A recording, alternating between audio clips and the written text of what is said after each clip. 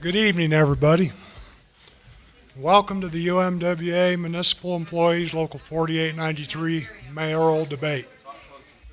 Can't hear you? Better? Okay.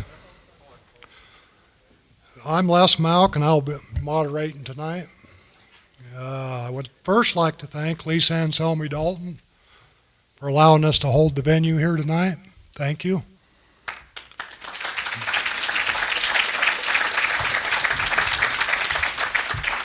I'd also like to thank the candidates, Mr. Tim Kaumo, Mr. Ryan Greene, for agreeing to participate.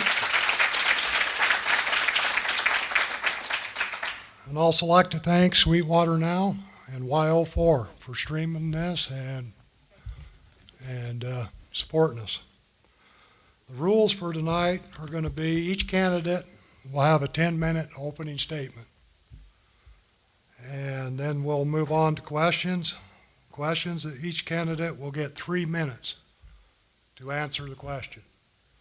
Then there will be a 2-minute rebuttal. And Mr. Ken Lorimer will be our timer. He'll hold up a yellow card. They have 30 seconds left. Red card, their time's up, and I will interrupt them. So we'll shut you down. So one time I get to do it. And then the last 2 questions of the night will be candidate specific. So there'll be one specific for Mr. Kaumo, one specific to Mr. Greene. With that, we did a coin toss to see who goes first, and Mr. Greene, your 10 minutes is up. All right. Oh, 10 minutes is up. I haven't even started. Well, I'd like to thank all of you guys for coming out tonight on a Tuesday and being here, being engaged in the process. I'd like to thank the UMWA for putting in this event on. I think it's extremely important that citizens get to hear from the candidates, their visions, their ideas.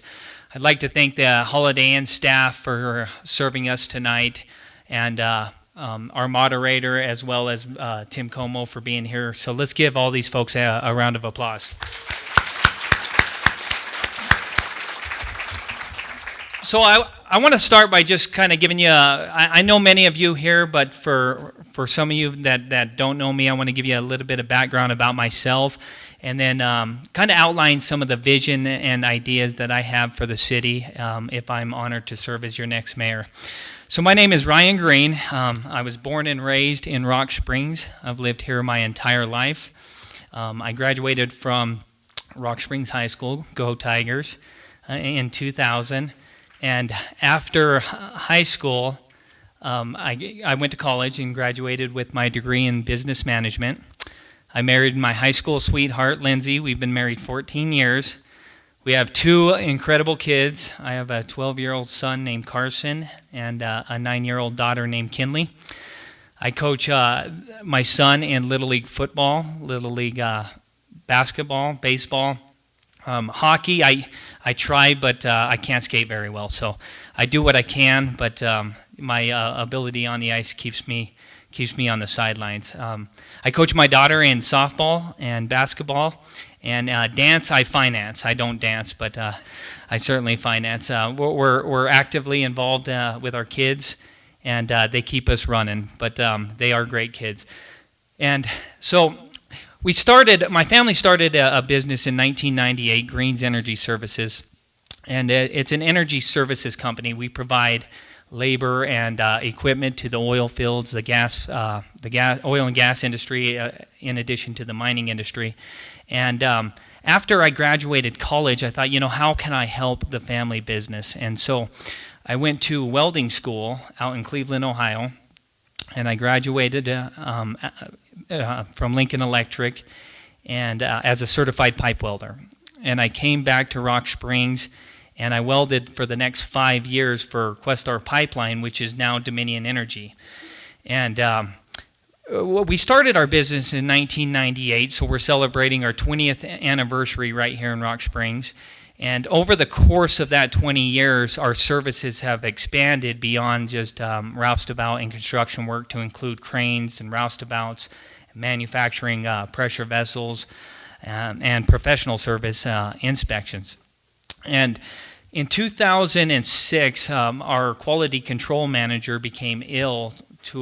He was overseeing our pressure vessels, the manufacturing of that, and to the point where he could no longer perform those duties. And so I took over those responsibilities, and I've been doing quality control and inspection work ever since. And that's my current role today as the operations director with Greene's Energy Services and inspections. We're transitioning right now to do some professional services, drone inspections to the oil and gas and mining industries as well. And so that's a little bit about my background. In 2016, I ran for U.S. Congress against Liz Cheney, and we were so close. 75,000 votes. But it was a wonderful experience for me. I got to meet so many wonderful people around the state, and so many incredible relationships that I still have today. I was endorsed by the AFL-CIO in the process, an endorsement that I'm extremely proud of. And I learned so many lessons through that campaign. And one of them was just my drive to serve. And in the process, I wanted to... I took some time after that campaign to really reflect on the race, and I wanted to author a book, and I authored and published my first book. It's called Quality Controlled Personal Fulfillment Through Professional Organization. And it's a systematic book that I've learned through my experience as a quality control manager is systems in place often are the solution.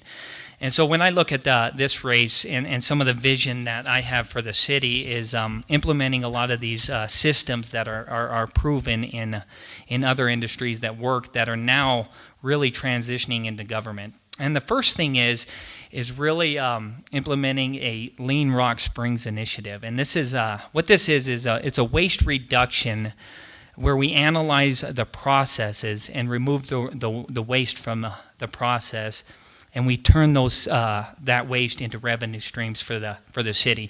So oftentimes when we're faced with challenges, economic burdens, and a downturn, the easy solution is to, cut programs or to release staff members. And I think that's the easy way out, but I don't think that's the appropriate way. I do believe that we can implement some waste reduction methods that they use in manufacturing. They use the lean method in education. They use this model in healthcare. And Ohio pioneered this lean initiative in government under John Kasich. And they started this program. It was the leanohio.gov initiative. And you can read about it at lean.ohio.gov. But it's been up and running since 2011. And since that time, they've reduced thousands of process steps, saved millions of dollars across the state, and they were able to grow even in an economic downturn. And so it's very important. This is something that if I'm a mayor, that I'd like to kick off within the first year of service, is to get this initiative up and running. Again, we go after the processes, not the people. The second thing is to hire a full-time grant writer. I think it's extremely important, whether it's a full-time position or a contracted position. Obviously, we're going to talk a lot about funding tonight, and I absolutely understand that there is no vision that holds any credit if we can't pay for it. So we're going to get into the funding mechanisms throughout the evening. But these are our tax dollars, and every city goes after these tax dollars, and we need to as well. We need to aggressively go after these grants and plan for them. Get those tax dollars and plug them back into the city. And it's not just putting our tax dollars to work, but those are jobs. Those are engineering jobs. Those are construction jobs. Those are surveying jobs that we're going to bring into the city. And the third thing is I want to implement a data-driven, evidence-based system of governing. And they did this with tremendous success in Baltimore in the late 90s under Governor, which is now Governor Martin O'Malley. But it's called a City Stat program, and it's basically where we meet with the department heads and we analyze the data and we make the decisions based on the information that it tells us. And I think that's extremely important when we are faced in economic times, that we're making the best decisions possible for the city on the data and the information rather than any emotions or political beliefs. The system was evaluated by Harvard Business Law, and they said that the efficiency rate and productivity was at an all-time high across the nation by implementing a City Stat program. And so we would meet with the department heads, and they would bring their information, which we gather a lot of information now, but we would take it to the next level. And so the system is where we manage daily output rather than yearly budget inputs. So we know our performance is on a week-by-week basis.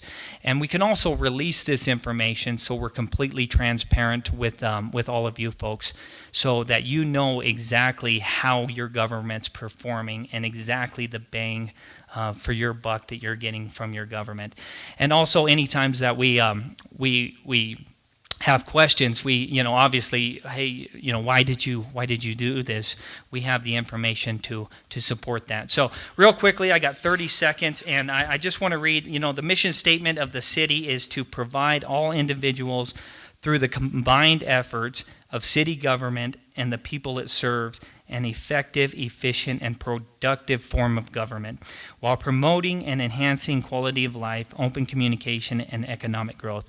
That's what I'm talking about. I'm talking about putting the vehicles in place to achieve just that. Thank you.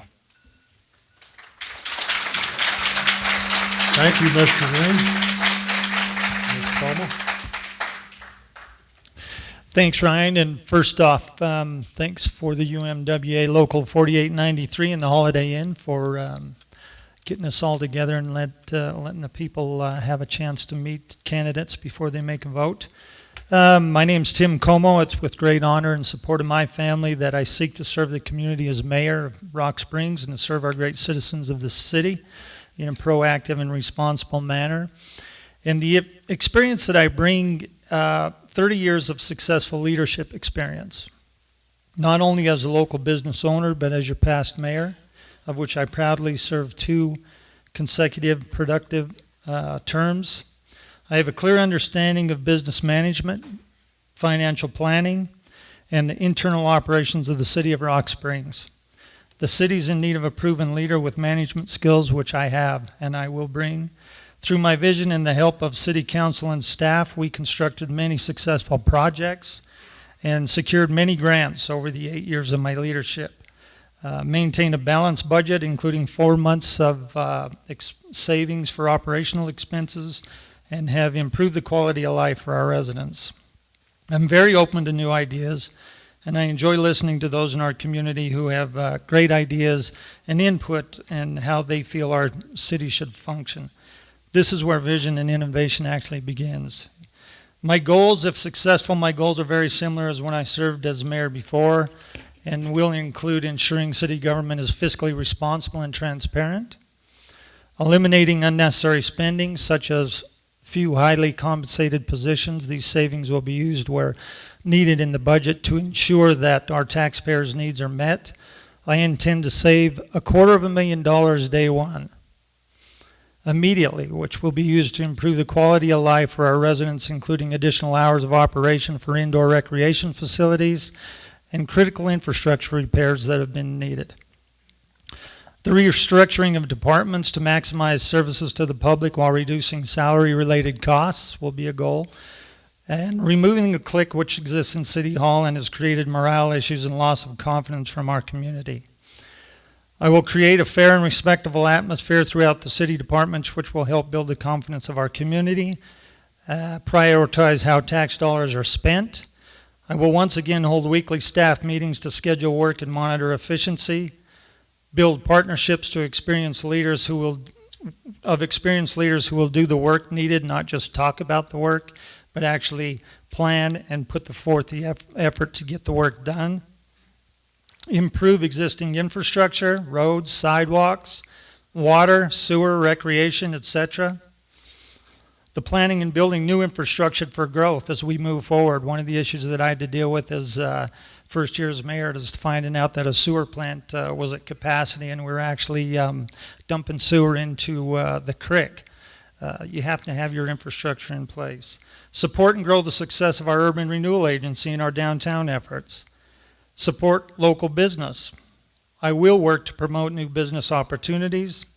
I support the city employees and the two unions who represent them, the UMWA Local 4893 and the Firefighters Local 1499, who have actually represented our firefighters since 1964. Support our veterans and our seniors and the support of young adults and new families moving into this community. I plan to have an aggressive economic development plan, which seems to have been forgotten, and aggressive lobbying efforts to secure dollars for Rock Springs projects. Streamlined building permit application process. I think we have work to be done there. And I have a goal of having aggressive grant research applications. Ryan's right, we do need to have a grant writer, but we don't need a full-time, high-paid position.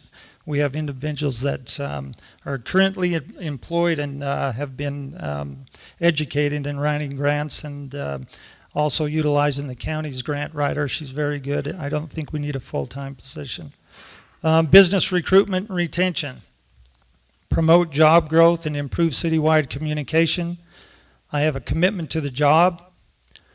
I have a commitment to improve the quality of life for our citizens, and always an open door policy for citizens and staff.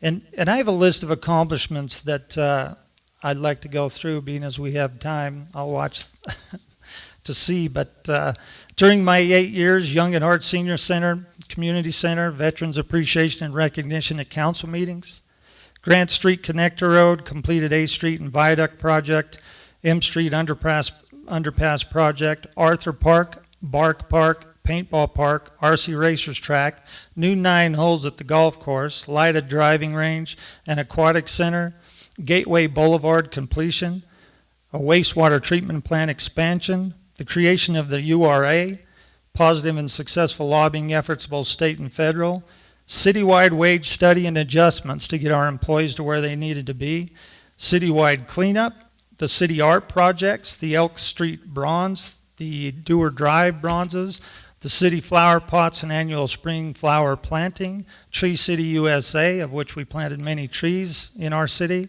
the youth council creation, cell phone ordinance was not liked by all, but it's there, recycling improvements, the successful 6-penny tax campaigns and project administration, successful Wyoming Business Council and SLIB grants and projects. That's where the lobbying efforts come in. Phase 1 of the Bitter Creek Improvement Project, the permitting, the design, and the FEMA map revisions to alleviate the downtown from the floodplain. Detention basin construction on major drainages into Rock Springs to prevent the flooding. The Broadway and Rock Theater land acquisition and begin restoration. Numerous water sewer rehabilitation projects throughout the city.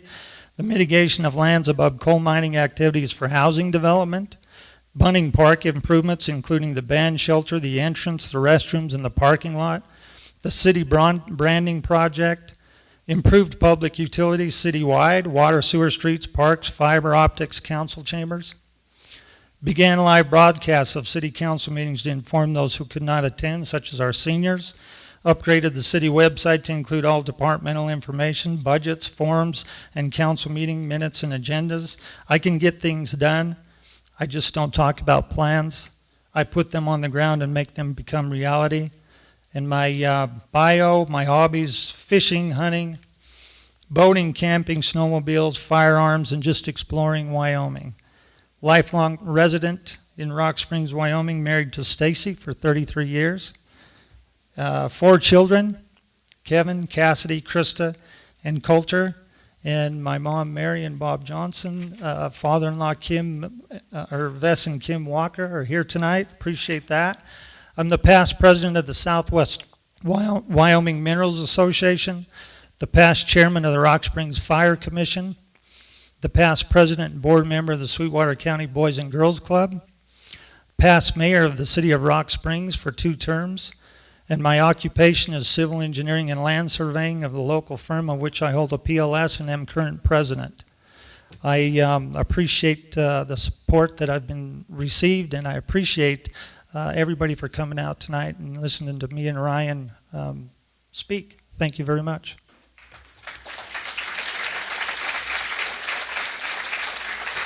Thank you, Tim. Okay, on to the questions. Question number 1. We'll go to Tim first. As mayor, what do you see as the biggest challenge to the future of the city of Rock Springs in the next 4 years? Ryan, you want? Yeah, wasn't I Take- supposed to go first? I mean, Okay. it doesn't matter either way. Go for it. Okay. I thought that's the way it went. Either way, it doesn't Yeah, matter. well, without a doubt, it's economic development, and this would be my top priority as mayor, is because so many programs depend on economic development and funding, and really to work with our state legislators, our local leaders, business leaders, our elected official, our county commissioners, to get out of this boom and bust cycle. It does. It harms it. You know, when we go through this, it's not just the workers in the oil and gas field when they lose their job. It's not them that feel the impacts. It's all of us. It's the folks at the tire shops and the flower shops and the restaurants, dentist offices. It impacts all of us, and so we need to work to streamline a lot more of a sustainable economy here in Rock Springs. And the state's not going to do this for us. So we need to take the lead and do it. And I think there's some great opportunities out there right now that we could pursue aggressively. One of them is the Ramaco carbon up there in Sheridan. I'm not sure how many folks know about this, but this is an organization that is taking coal and they're crushing it and they're making value-added products, carbon fiber products, so tennis rackets, golf clubs, bicycles and things like that. And all that manufacturing is going to be done right here in Wyoming. There was an article in the Casper Star that said it's going to create 2,600 jobs. And for every manufacturing job that is created, it creates 2 in the service and retail industry. And so by focusing on economic development, I would work with them. I've had conversations with Mark Gordon, candidate for governor, and Mary Throne, candidate for governor. And I've asked them, is there a way that we can work together to bring some of these jobs to Rock Springs? And it's at the top of their list, is economic development throughout the state. And they said, absolutely, we can work on those types of opportunities. But if we could get 300 of those jobs, manufacturing jobs, it would keep our kids here in the city of Rock Springs, because not only in the city of Rock Springs, but as a state, one of our biggest exports is our kids. They leave to find these opportunities, and I think as mayor, I would aggressively, in my first term, seek out those opportunities, work with officials around the state to bring those manufacturing jobs, those stable jobs here to our economy. Thanks. Well, I don't think that we'll disagree. It's definitely going to be financial, economic development, and funding. And the city of Rock Springs operates on about a $35 million budget. And my biggest concern in the discussions taking place right now at the legislative level of taking away some of the sales tax, the 5th and the 6th penny tax, and allowing the communities to tax their own residents for projects that they feel are needed in their community. Because let's just face it, we do ride that boom and bust cycle. So that's a concern, because the 5th penny tax brings in right at about $8 million to the city of Rock Springs. And the 5th cent, another $3.5 million. And you can see from just the recent budget passed, building permits are down. There's not a lot of projects moving forward, and the funding sources are limited. Therefore, we continue to cut services that are necessary. As mayor, and I believe Ryan mentioned that also, manufacturing opportunities are going to be key, and do help us alleviate the boom and the bust cycles that we see all the time. We mine, we ship, we pipe, all of our minerals out, but we never take the opportunity for the manufacturing side. We did start the ball rolling on an industrial park and some manufacturing on the east side of Rock Springs, where we had rail, we had opportunity for highway, we had opportunity for airport. Met with the landowners, and I believe at that time we failed because we didn't have a water line. I don't know if you know this, but we have no water line to our airport. We haul water to our airport, and we are a large city. Not only for fire protection, but for everyday needs, and that's a concern. So I did spend some time in Washington and at the state trying to lobby for a water pipeline that would alleviate not only the needs for water out at Arrowhead Springs and the industrial park, but we have to find funding sources that make us more stable, and it's going to be the #1 issue that we deal with in this upcoming year, and we need to capture, promote, and support those businesses moving in here that might be key to manufacturing and stabilize our economy. Definitely #1. The schools are seeing the same thing, funding and how we get Mr. that Kaumo, funding. I appreciate it.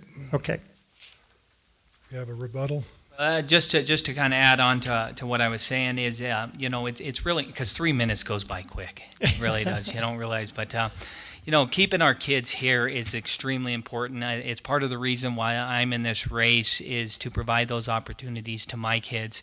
And there was an interesting study that they did, the city of Rock Springs. It was part of the 2012 master plan, and they asked high school kids a question: do you plan to move back to Rock Springs after college?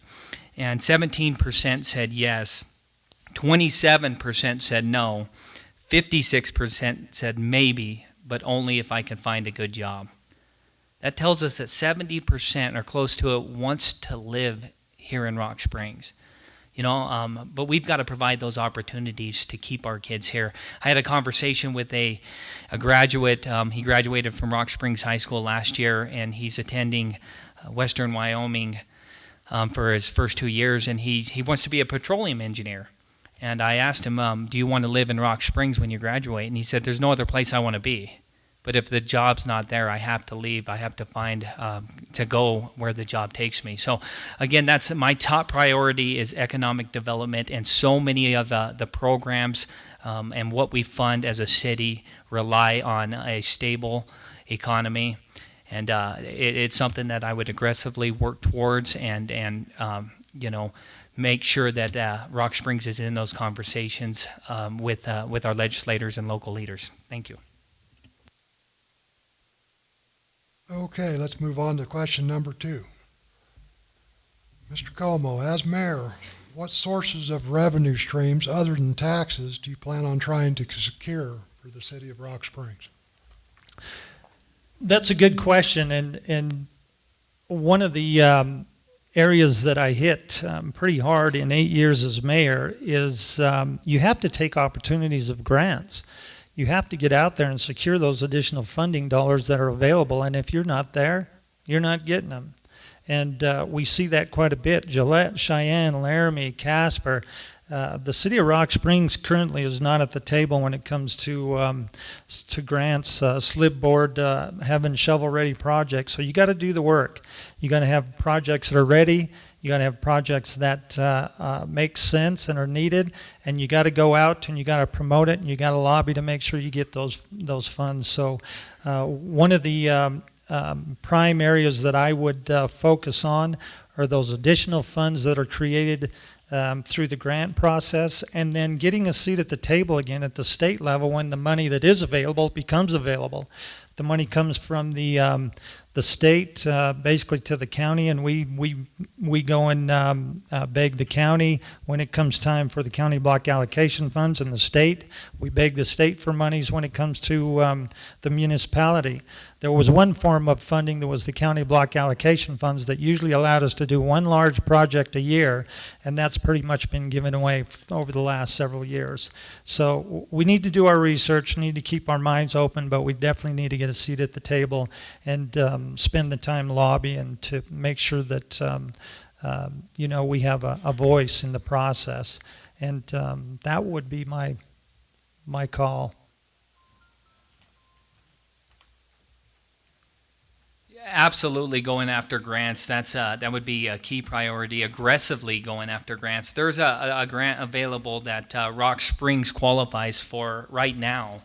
A hazard mitigation grant of $4 million that we could apply for to provide some of the repair to the Bitter Creek project, to do the design work and move into the phase 2. So those are available, and it's up to us to go after that.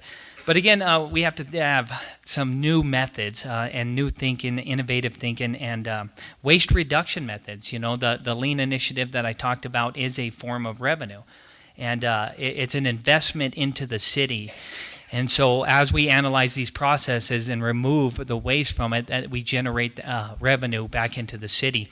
And those, for every $1 that we invest, we get a $4 return on investment. So the question is not, why would you do this? The question is, why wouldn't we do this? It is work. We have to put the effort in. We have to lead this effort. And my background as a Lean Six Sigma black belt, which is waste reduction and process improvement, is all about continuous improvement. And so we're not going to set the world on fire overnight. That's not what we're talking about, but it's constant growth. You know, if we can improve 1% per week, by the end of the year as a city, we're 52% better. And I think that's absolutely achievable. But we've got to put the work in. We've got to put the processes in place, and we have to have rigorous follow-through. And as mayor, that's what I would do. Mr. Greene, Mr. Kaumo, any rebuttal? I did a little research on that as well. Ryan does, he has some great ideas, but if you do have a pen, you might want to jot this down and do some research for yourself on the black belt lean programs. And a lot of them make good ideas in large cities, but they don't necessarily hold their own through years. And if you have some time, just see if I wrote it down. It's called Six Sigma Fail. If you write that down, SIX-SIGMA FAIL. And they may work in large areas, and some are successful, some are not. But there's not a lot of time to go through that. I did print the whole record out if anybody's interested later. But this is Rock Springs, Wyoming, and sometimes those ideas just don't fit a small community.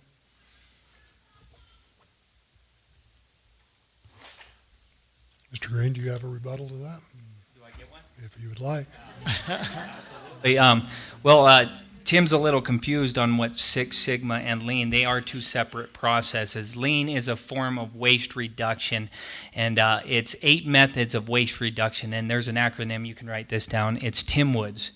And it's what it focuses on is transportation, inventory, motion, waste, overproduction, overprocessing, defects, and skills. Six Sigma is a defect reduction in it. So that means when you're doing, so Six Sigma was created by Motorola, and it's reducing the number of errors to 3.4 per parts per million of every million units that you sell. So when Motorola sold TVs, they wanted to get down to a level of 3.4 defects per million opportunities. That's what Six Sigma is. Lean is waste reduction within the process. Now these two have been used together separately, and in the manufacturing world and now in government. But I also have some stats here from Lean, Ohio, and just since its implementation, and this is statewide in Ohio, but the Lean is about cutting red tape and making processes simpler. Processes improve projects reported, and improvements lead to 66% average reduction in the number of process steps. Over 10,000 process steps have been eliminated since its creation, 57% reduction in handoffs.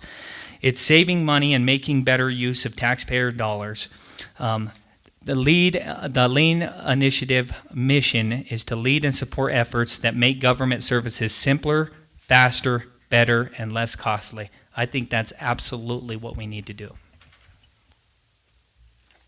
Mr. Greene. We'll move on to question number 3 now. And let's see, who's to you? Yeah, I got lost. Over to you. Mr. Greene, as mayor, what steps could you take to encourage diversification of businesses in our local economy to help reduce the effect of the boom and bust cycle? You can elaborate on what you've talked about earlier. Yeah, well, look, diversification is key to getting out of the boom and bust cycle. As a small business owner in 2014, I remember getting a call from one of our clients, and at the time we were manufacturing pressure vessels, and our client, they wanted, we had a program order of 360 vessels. They wanted 40 a month. And what happened was I got a call one day, and they said, no matter where you're at in the process, shut it down. Shut it down. We do not want to pay another dime. And so we're sitting there, and we thought, what are we going to do with these folks? What are we going to do with these employees? And so we had to be creative. And but the first thing we did, as a family, is we reduced our salary. Every single one of us reduced our salary before we cut a single position or reduced any benefits. The second thing we did is we repurposed some of our equipment. So we had oil-filled equipment out hauling grain and cattle and milk to keep people busy. So we've got to be innovative. We've got to think outside the box, and we've got to look for these opportunities that we can bring in new jobs and support our small businesses and be creative in doing that. And I think there's a lot as far as diversity we can, but it's going to be that stable business that are not susceptible to the boom and bust cycles. This is why I think the Ramaco Carbon is a wonderful opportunity that we should actively pursue, especially if we know it's going to be built in Sheridan, and they're building an iPark there. And if it's going to create 2,600 jobs, we should work with them folks to see if we can bring some of those manufacturing jobs to Rock Springs. They're not susceptible to the boom and bust. We can fulfill them. We can deliver finished goods. And these are the things that I would go after as mayor. Mr. Greene, Mr. Kaumo. Well, diversification is something that everybody talks about. How do we do it?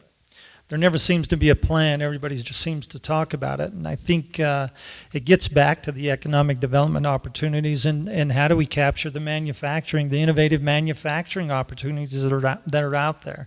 And one of the areas that we lose to other communities continually is, do we have the infrastructure to support the manufacturing and the opportunities that will come this way if we promote it?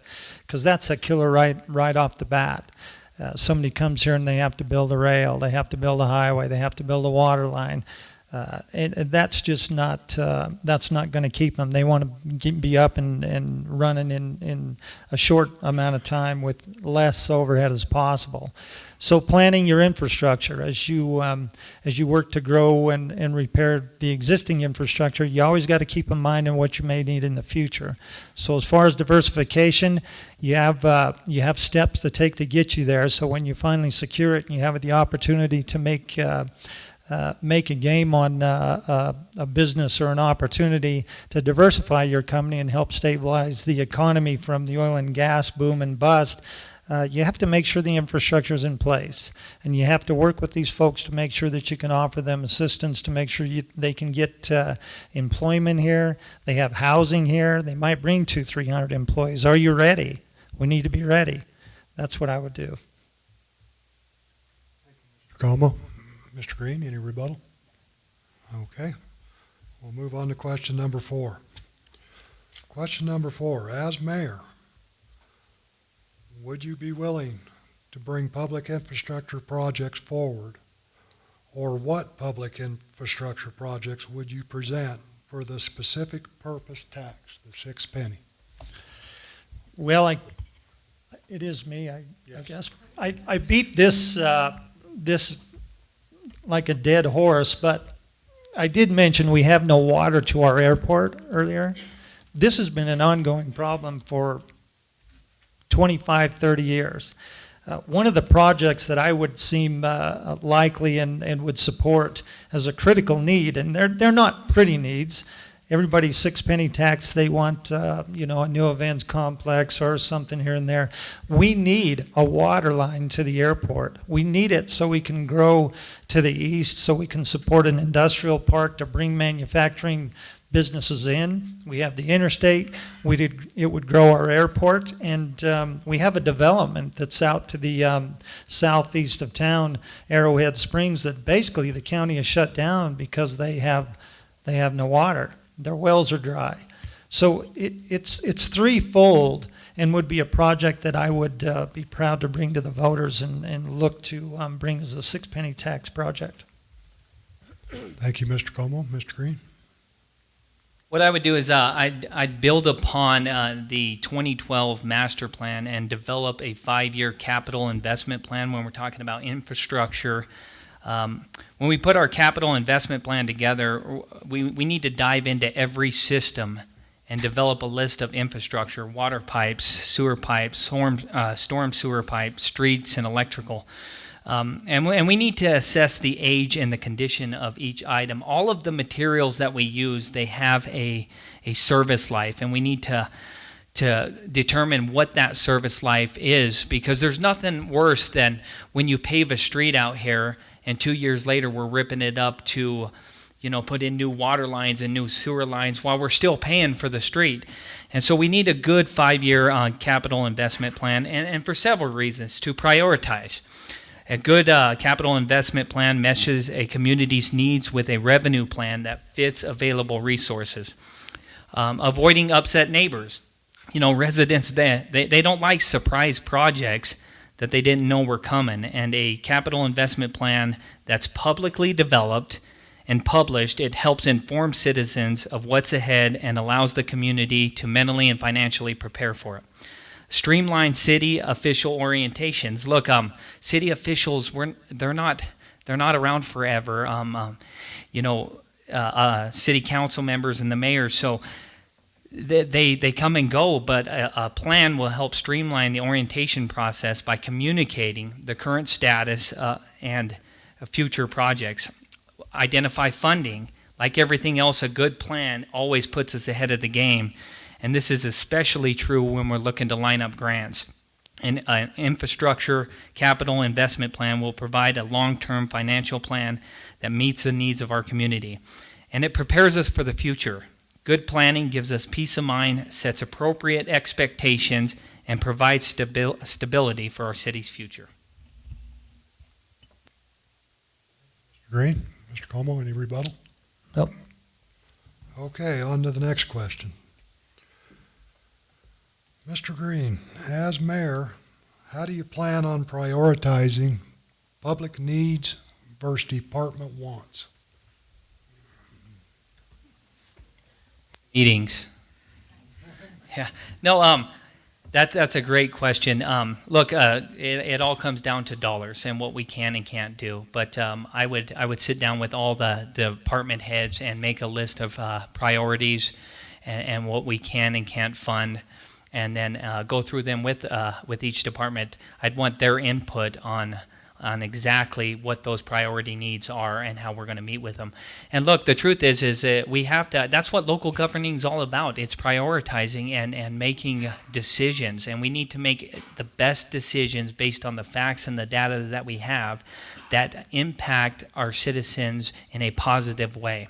Just like when we don't have a surplus of revenue, part of local governing is making those choices that has the least impact on our citizens. So I would use my time between November and January before I was sworn in to sit down and prioritize those lists so we hit the ground running on day one. Mr. Greene, Mr. Kaumo? Well, prioritizing public needs versus department wants is pretty simple. This is what the budget process is put in place for.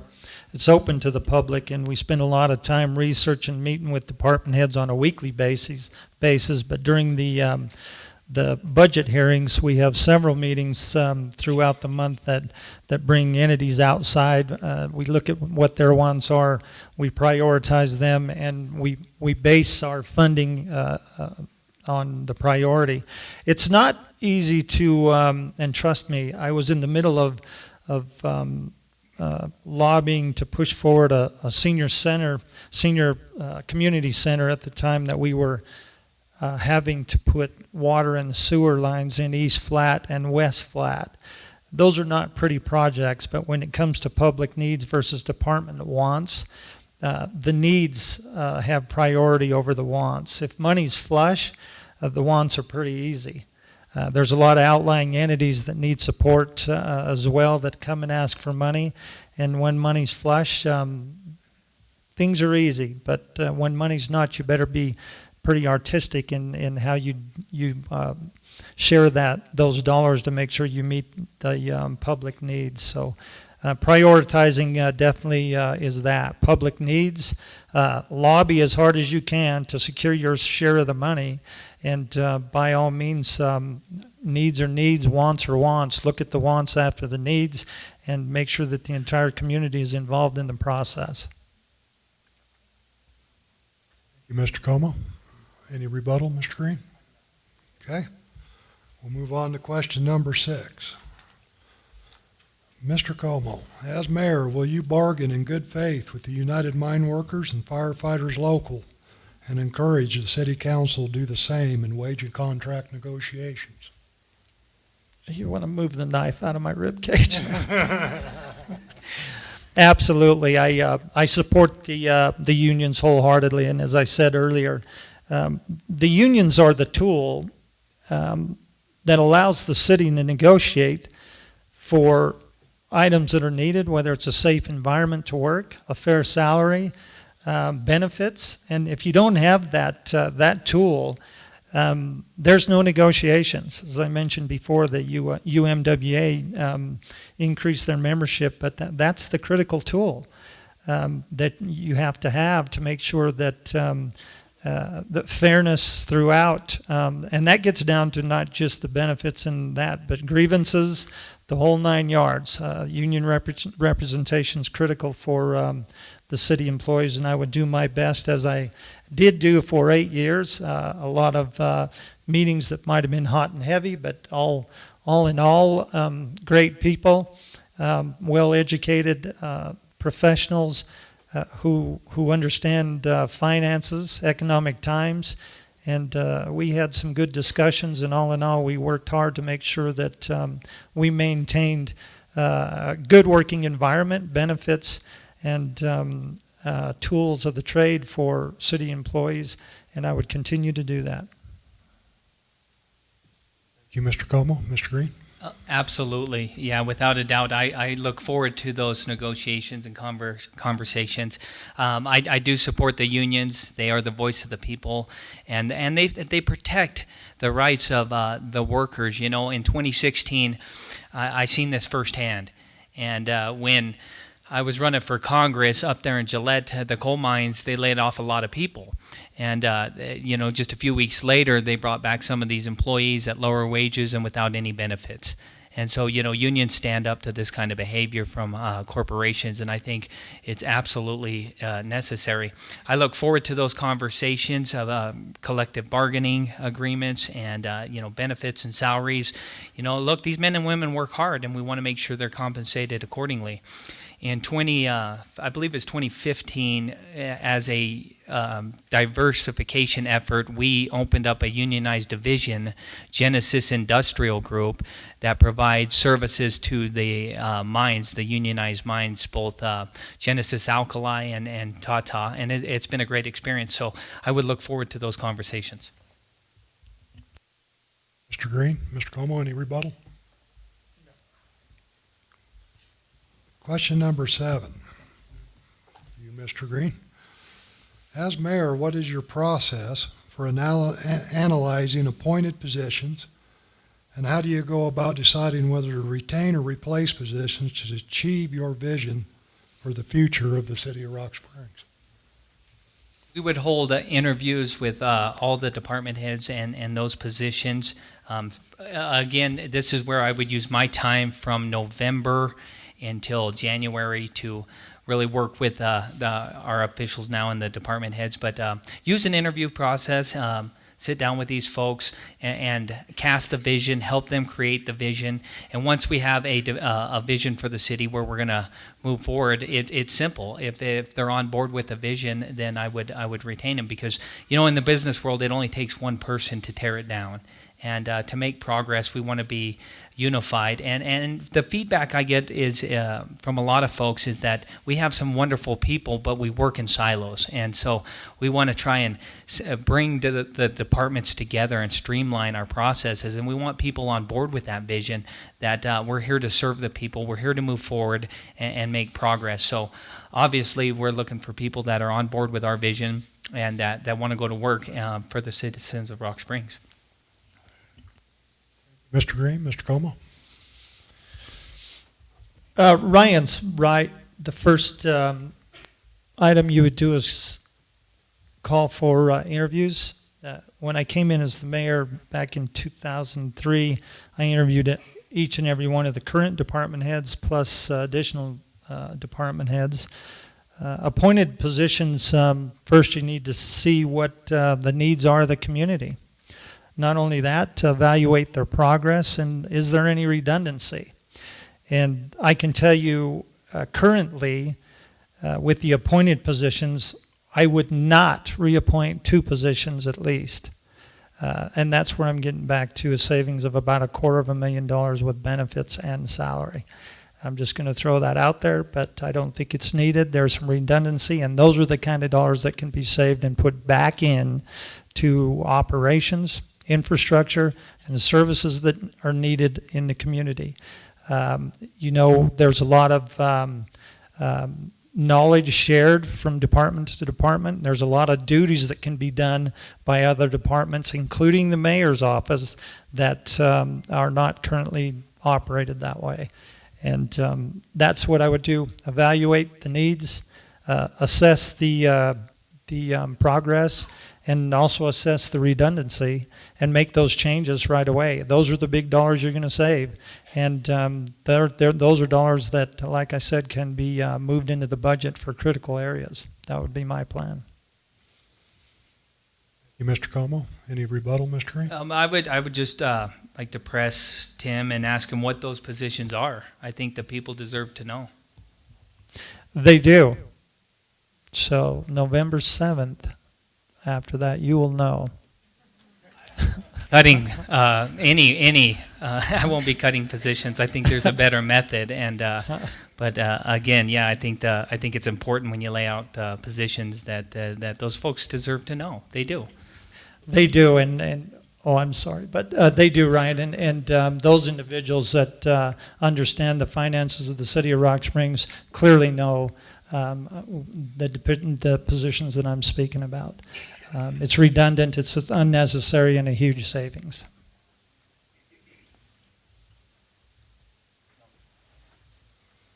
Thank you. We'll move on to question number 8. Mr. Kaumo, as mayor, would you continue the current practice of forcing employees to work overtime and then shift adjusting them at the end of the week to prevent paying them the overtime they've earned? How much time do we have? This is, would it be easy just to say no? I followed this whole process through the recent policy, the at-will policy, went to several of the meetings, but fair is fair, and by all means, I know the city operates a little bit different than the private sector, but fair is fair, and my answer would be no. Mr. Greene? Absolutely not. These men and women go to work every day. They work hard, and they should be treated like the professionals that they are and compensated accordingly. Every hour that they're on the clock is away from their family. That's time that you're away from your kid's soccer game or their football game or track meet. So, if they're working and not being compensated or not being overtime or it's being adjusted so they don't have to pay, I think that's absolutely wrong. I would not support that. Well, I take it there's no rebuttal on that. No rebuttal. Okay. Number 9. With the recent, this is to you, Mr. Greene. With the recent changes in the personnel policy that strips benefits from part-time and seasonal employees, how will we continue to recruit and retain quality staff and maintain adequate staffing levels? This is a big deal, is retainment, and we've got to make sure that we're treating our employees fair, and we need to negotiate and come up with a better plan, because it's just not going to work. You know, it's not. I was talking briefly with Chief Pacheco the other day, and we just had a phone conversation, and he said one of the things that they struggle with is retainment. And keeping people here, and it's not just at the city level. This is a problem for Rock Springs in general, and the state of Wyoming is keeping people here. I spoke with Fred Von Arns with Genesis Alkali and Steve Gilly with Black Butte, and both of us say when they bring people in, retainment is one of the hardest things that they have. It's usually the spouse and the children that want to leave, but that gets into the quality of life issue that we need to address, to what we can do to keep these families here, amenities and things like that. But the short answer is we need a better plan, because that one that simply we're going to lose folks, and we're at a significant competitive disadvantage with that. Thank you, Mr. Greene. Mr. Kaumo? Could you repeat the question? Sure. With recent changes in the personnel policy that strips benefits from part-time and seasonal employees, how will we continue to recruit and retain quality staff and maintain adequate staffing levels? Well, this gets back to my discussion earlier about the recent changes with the policy. And now we have basically 6-month seasonal employees that always were 8-month seasonal employees. People are complaining because we have facilities that are shut down because there's no overtime allowed. It's going to be really hard to get those employees that are going to be willing to take those kinds of jobs. We now close some of the indoor facilities during the holidays when they're needed most, because we are not willing to pay the overtime for the employees to manage those facilities. I'm really confused on where the administrators were going on this, but Ryan's going to be absolutely right. They can go somewhere else and get a job, and make more money and be treated fairly. Why would they go to the city? And many of these folks have been at the city seasonally for many years, not just a couple of years. They've been there for many years. I don't know if we want to get into the at-will language that was thrown up, but it was definitely in favor of the city, not in favor of the employee by any means. And what's fair is fair. So if you want to pursue and maintain good employees, the opportunity to keep those employees better equal the benefits and the way they're treated, or it's just going to be a huge turnaround for the city of Rock Springs. They operate equipment, they deal with the staff, or other staff, they deal with the public, and it's going to be hard. I would look into that and do the best I could to make sure that it was fair. And like I said, save dollars one area. These are the areas that are cut, and all in all, the city and the taxpayers end up being the unwelcomed disaster, because they get no services. They're the casualty. So save money where you can save money, and it's unnecessary, and spread those dollars where you need to spread dollars to make sure those folks have employment benefits and opportunity to grow those seasonal workers and maintain our facilities. Mr. Kaumo, Mr. Greene, rebuttal? Okay. The next two questions are candidate specific. Okay. This can't be good, Ryan. Well, probably not. And we're going to go to Mr. Greene first. And what we did here is we took your campaign slogans and formed a question. So, Mr. Greene, your campaign slogan is listen, learn, and lead. Who do you listen to? You. No, you don't. What have you learned? And what are you going to do with that information to lead? Oh, that's a great question. Really, I enjoy it. Good for you guys. That is my campaign slogan: listen, learn, and lead. And it's because I'm not in this for me. This is a community effort. It's the position of mayor is not an isolated position. It's about all of us. We've got a lot of work to get done. And so my slogan is listen, learn, and lead. And it means listen to you, learn from you, and lead with you. And I think that's the approach, a community approach where we get together, we hold public hearings, we get the best ideas out there, and then we go after the funding for those. So it's it's not about me, it's about bringing the community together and bringing the energy back to Rock Springs and kind of erasing the stigma of this is all we can be. And I think we have tremendous opportunities out there in front of us. And if I'm honored to serve as your next mayor, I will lead that effort. Thank you, Mr. Greene. Well, my sign has nothing on it, so I have no idea where you're going. Mr. Kaumo, your campaign slogan is proven leadership equals positive results. When you were mayor, public funding was at a historically high levels. The economic climate has lowered. And what are your plans to achieve positive results?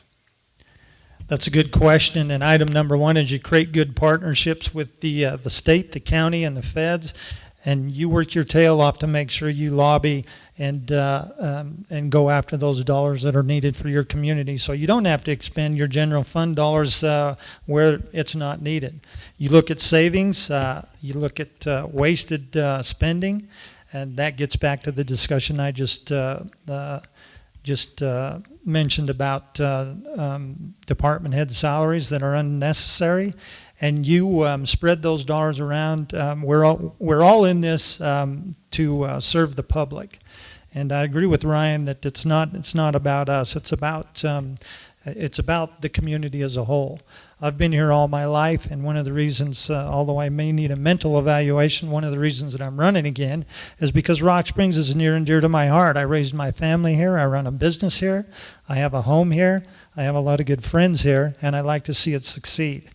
And one of the things I would do is maintain, repair, and maintain those critical partnerships at the state, the federal levels, and ensure that if there's opportunity to secure additional funding, especially in low economic times, that we do that. Those dollars are missed. If we don't go after them, somebody else will. So I don't want to say that we're liked very much. I don't know if legislators are here, but I was not liked too much because we were always there. But we're very successful in grant opportunities and additional funding from the state level. And do your due diligence, be shovel ready, and do your work to make sure that you lobby and secure those funds. Okay, thank you, Mr. Kaumo. We'll now move to closing statements. Mr. Greene, you went first, so we'll let Tim have his 10 minutes and have a closing statement here. Well, in closing, I'd just like to once again thank the UMWA Local 4893, the Holiday Inn, and for everybody, Ryan, everybody here for taking the time to come out and listen to us. I respect anyone who runs for an elected position. It's not easy. You have darts thrown at you from all directions. Your family has darts thrown at them from all directions. And I can tell you that it's not pleasant by any means. Those of you who have done that and ran for office, I sure respect you. And those of you that complain and never run, you should run and see how it goes. I respect, as I said, I respect anyone, and I respect Ryan Greene for having the desire to serve as mayor. My biggest concern I have with Ryan is I'm afraid it might be status quo. I think Ryan has very good ideas. He's a great guy. But I don't know all the details and how he intends to get these projects done and to implement his plan. And what areas would be cut to do these? I've proclaimed what my cuts are going to be immediately. That's going to be the start. But it's going to take money. It's going to take manpower. We can't take 4 more years in the direction we've been going. One has to know where the problems are in order to fix them, and it's very hard for those who are the problem to clearly see they're the problem, and they're never willing to make a change. They just continue to dig deeper into the hole they've created, and the taxpayers become collateral damage. I think right now, and no disrespect to Ryan, I believe he's a great guy, as I mentioned, but I think just the association of a few supporters are not good for the city. They'll do what they can to keep their tentacles within city government, and they don't want change. That's not good for Rock Springs. I support our local businesses. I support the hardworking people in our community, and I support our energy industries, including natural gas, oil, trona, and coal. These industries are who we are. They're what we're made of. They're what bring the revenues to the state coffers. I support the wind and solar energies and have an open mind towards ideas which may help alleviate the booms and busts we're all too familiar with. As mayor, I'll do my best to support these industries and the hardworking people who are employed within. I will work to improve the quality of life here in Rock Springs once again for our citizens, and I look forward to hearing new ideas from residents where improvements may be needed. If you like the current situation, then do not vote for me, because I can assure you that if elected, I will bring positive and immediate changes in the way the city operates. I don't do the click thing, and I know from many years of managing business in the city of Rock Springs what works best financially and how to create partnerships that get people to enjoy what they do and be successful. The current situation at City Hall is a very standoffish atmosphere of employees and administrators, which results in the taxpayers losing. If there's an employee here, take a minute and ask. I've heard someone say that I was the part of the good old boy club. This can't be further from the truth. If those of you that know me know that I don't operate this way, my driving goal is to create partnerships of hardworking people with a common vision of what is good for the community as a whole, and then get it done. I'm not just a talker, I'm a doer. The good old boy club is what you see today and what needs to be eliminated. It's a small club, and I know how to remedy this and intend to get the work done immediately and bring confidence and respect back to the city of Rock Springs. I have the experience to hit the ground running and a plan to make it happen. I seek the job, I don't seek a title. It's not a time to learn to lead, it's a time to lead. I thank all of you here today for attending, for taking the time out of your evening to listen to us, and I hope to have your support on November 6th. Thank you very much. Thank you, Mr. Kaumo. Mr. Greene, you have 10 minutes. Oh, I'm going to need 20. Well, let me start by thanking all of you guys for coming out, being part of the process. Everybody watching at home, thank you guys for tuning in. The Holiday Inn, the UMWA, Tim Kaumo, and our you did a magnificent job, by the way. Absolutely, you did great. Let's give him a round of applause. But I do have to, for the status quo that Tim put out there, he agreed with me on just about everything. So I thought I had his vote there for a minute, but apparently not. But and to be honest with you, look, in some of Tim's materials, especially like the Sweetwater Now, you can read it. He's talking about our government as at a standstill and stagnant, and I think that's unfair to the city, all the employees that work at the city. You know, they put an aggressive plan in place in 2012, and it was a great plan. But funding determines what you can and cannot do. But let's take a look at what we did achieve as a city, and not only here in Rock Springs, but on the national level. You know, take a look at what Chad Banks has done and his group, Maria Mortensen and Terry Nations and Kathy Gilbert and their group of volunteers. They won the National URA Main Street Award for Rock Springs, Wyoming. Great things are happening. All right, they are doing a magnificent job. With our government, our city officials, they have worked hard with Green River and the Board of County Commissioners to bring in a national high school final rodeo that Governor Meade said brings in $8 million to this city in 1 week. That is outstanding performance from these officials. They didn't get everything achieved that they wanted to do, and I understand that, and I'm not sticking up for it. But I have aggressive plans. I have actual plans in place that I would like to implement so we can carry out that city's vision. And given our economic situation, I have the experience to implement waste reduction methods and budget discipline that allows us to grow even in a down market. I have helped lead the diversification efforts in our family business that allowed us to grow over the past few years when the market was down.